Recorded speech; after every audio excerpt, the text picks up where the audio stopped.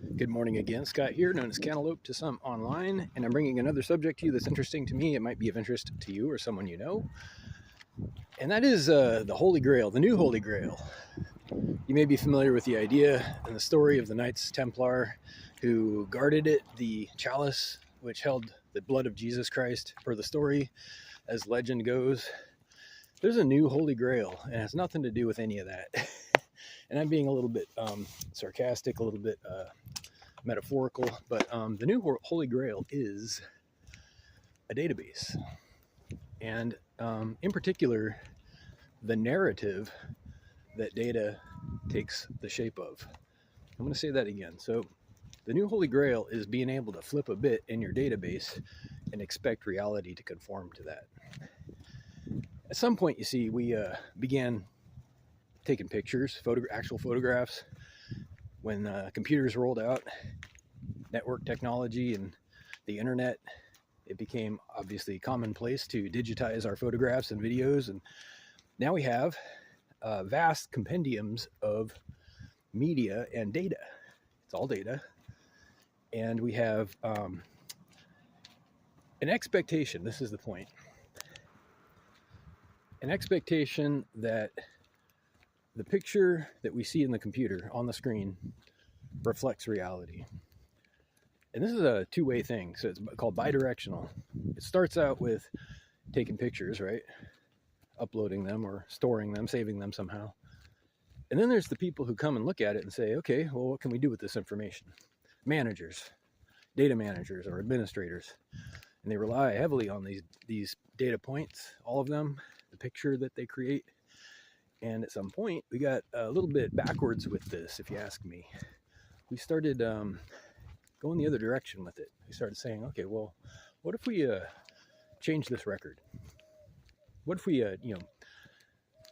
change a word or a value here and there, and such as when we are employing somebody or keeping, personal data for somebody, records, personnel records. There's a lot of stuff that you can do to people with an expectation that reality will reflect the data that you create. It's not the right way to go about it. Hopefully that's obvious, but this is what we're doing. So the Holy Grail that I mentioned is that obedience will soon or eventually be as simple and flawless as flipping a bit in a database. For example, if somebody is decided to be in a category, whether it's a racial profile or an economic status or a marital status or whatever, and somebody is responsible for that information, updating it, using it for the purpose of managing people and making policies or whatever, selling items, selling products, there's a liability concern, right? Well, it's supposed to be accurate. Obviously, it's supposed to be accurate, but there's two ways to make it accurate. Turns out it can either be recorded based on reality, or you can shape reality to fit the data. This is what we're seeing now. And it sounds crazy, but it happens.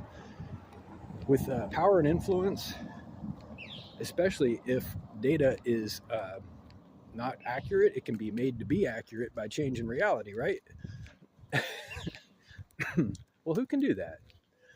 I mean, the common person may not be able to shape reality in such a way. Say, changing numbers of polls, changing demographics, changing borders. But someone can. Someone's managing that stuff. Someone can change a bit or a flag here or there, change a border or a line, a position, an alignment, and expect people to fall in line. And this is what we're seeing.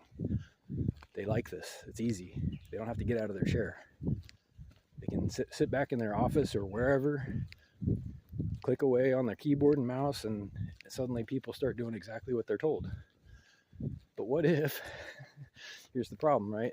What if it was never meant to go in that direction? What if reality doesn't care what's in the database? Reality has a mind of its own. I mean, you can deny something's existence. You can insist that something unreal does exist. Doesn't make it so. Doesn't necessarily make it so. So what we end up with, I don't want to wrap up here, just over 5 minutes. We end up with adults who never knew how to, who never learned how to behave with others, who develop obsession with control. Sometimes you can call them control freaks. Maybe you've heard that, but it's a real thing. It's a real thing. And they fall into these positions where their job, because they're obsessed with it and they enjoy it, is controlling things and people, whether they need to be controlled or not, whether they even can be controlled or not.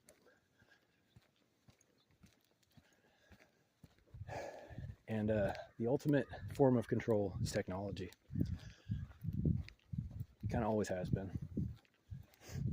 Anyway, my point, I guess, my final point is that people are reaching right now for the convenience, the efficiency, and the power that comes from networks and shaping reality to fit the data, which is improper. It's always improper. It's not supposed to do that, but that's what we're doing. So maybe you can notice it. If you see it, make a note. Not a lot you can do about it, maybe, but mental note. You can protect yourself. Make your own choices. Don't let somebody's database choose for you. Resist. Have a great day. Reach out with questions or comments to whiteheartrobot@gmail.com. Thank you.